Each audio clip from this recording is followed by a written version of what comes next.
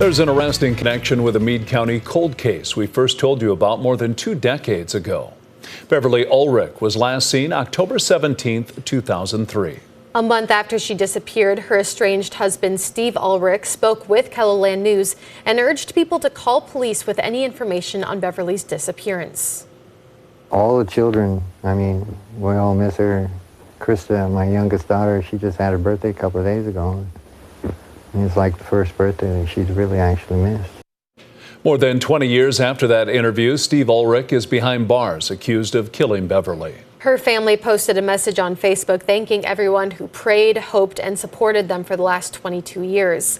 They say Beverly is finally receiving justice. If you'd like to read the full statement, we posted it with this KELOLAND.com original report on our website. The Sioux Falls Police Department is looking to hire more employees in 2026 as the city continues to grow. One of those positions is a rare opening in the crime lab department. Is flexible, that can kind of multitask, because you might be in the middle of doing an analysis in the chemistry lab, in the latent print lab, and then all of a sudden you get called out. The last time that a new forensic specialist was hired was over 5 years ago. We're just over a month away from the start of the 2026 legislative session, and on Tuesday, Governor Larry Roden outlined what he'd like to see in a budget. In his proposal, Roden is calling for no increase in funding for K-12 education, state employees, or health care providers. For education in particular, Roden says funding for public schools comes largely from enrollment numbers, which are down. And why is that? Well, there are two main reasons. Number one, births are down 9% over the last 10 years. And even though South Dakota still has the highest birth rate in America, it's not high enough to keep up. In the meantime, we've seen a 216% growth in students getting alternative education, such as homeschooling. When it comes to Medicaid reimbursement rates, Roden says he doesn't believe cutting those rates is the way to go. However, his proposed budget will not increase the rates either. Now let's get a check of our weather with meteorologist Scott Mudd. Good morning, Scott. All right. Good morning, Travis. Good morning, everybody. We're done warming. Temperatures will remain steady or fall as we continue through the afternoon. Northerly winds helping to bring in this cold air. We've been mentioning it. We'll have to watch the record books in parts of eastern and southeastern KELOLAND for record cold tonight. Western South Dakota starting with snow showers. Those will come to an end by the afternoon. High 29 in Rapid City. And we're starting the day with flurries or snow showers in the eastern South Dakota as well. Brian will have more details on your forecast coming up. Thank you, Scott. Today marks a unique anniversary for downtown Sioux Falls. On December 3rd, 2005, the Zip feed mill was supposed to be demolished, but it didn't go exactly as planned. After the big countdown, we thought there was going to be this huge dust cloud with the building coming down completely to the ground. And when it kind of stopped, and it was just a shocking experience to see that it didn't happen like it was planned. The tower was eventually torn down, and Sharapa Place has since been developed in that area. Another shot of cold weather is making its way into KELOLAND. This comes after an already chilly start to the week. Frigid weather typically means an increase in calls for Autoland in Sioux Falls. We asked the service manager what drivers have been dealing with this week. With this week, it's a lot of dead batteries. You have a cell that gets a little bit weak, and this cold temperatures will take that cell out and just wipes the battery out. HVAC business J&R Mechanical is also getting more calls about heat issues this week. It's not just people that need to stay on top of the weather. A viewer sent us this video of their cat watching meteorologist Brian Carson's forecast last week.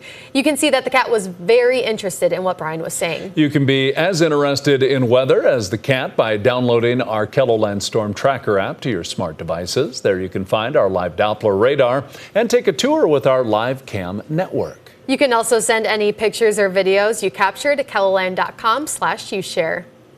That's a look at some of our top stories. Now let's get another check of that weather with meteorologist Brian Karstens. And remember, Brian, the cats are watching. They are. I better pay attention and, make sure the weather's tailored for them. A little bit here and there. They're cold, by the way, if they're outside today. And the rest of the pets, too. It's going to be a cold one today. Temperatures falling throughout the forecast, as Scott just mentioned. Wind chill value tomorrow morning, oh boy, minus 20s, minus teens a little farther west. So just anticipate this quick hit of cold, and then the bottom line is tomorrow, during the day, the numbers will start to climb back. But then the problem will be the blowing snow that returns for southwest Minnesota into northeast South Dakota. And we'll be dealing with that story much of the afternoon. Here's a closer look at today. Again, it's just falling temperatures, holding in the single digits and teens. I do expect overnight tonight, Sioux Falls can still bottom out close to record levels. It'll be interesting to see if we take a brief dive maybe between midnight and 4 in the morning. And then by daybreak, we actually might be a little warmer based on the progression of all of this air. So again, just kind of watch the mercury there in those key hours overnight. But then tomorrow, that south wind, look how fast Rapid City will rebound. Even Winter and Chamberlain. But there's a southwest wind in there that is definitely a factor where we've got some loose snow on the ground. We can blow that around north and east of Sioux Falls, especially on the Buffalo Ridge. This is a classic setup for that. And then we'll transition into Thursday night and Friday. Notice northern South Dakota goes back to a little bit of a light snow, maybe a little bit of a light wintry mix as some milder air tries to nudge in from Wyoming. I think Rapid City probably gets at least to near 40 on Friday. I know it looks a little messy there on the forecast, but there is a chance of that little light wintry mix on Friday afternoon, with temperatures hovering near or at least pretty close to freezing. The other story is Saturday. We got a clipper moving in from the northwest, and I think there'll be some snow with that. It's always the little details, where the heaviest concentration is going to be within that broader circulation path. And so coming up next couple days, we're going to iron out more details. But I do want to put some snow in the forecast for the weekend as a result of that. Temperatures today, upper 20s. And again, for Rapid, just along with everybody else, we're all falling today. So these numbers are effectively placeholders. A quick shot at cold in the northeast tonight. Aberdeen maybe down to 15 below. But I do think by daybreak tomorrow morning, even Aberdeen will rebound. And Rapid can go all the way to 40 tomorrow. Sioux Falls will settle in on low 20s in the afternoon. South winds will definitely be over 30 in Brookings, and then east over toward the Minnesota border. You get up to Clear Lake, and then anybody on the Buffalo Ridge in southwest Minnesota. There's going to be 40 plus on that wind. So I think it's pretty safe to say some blowing snow problems will be there.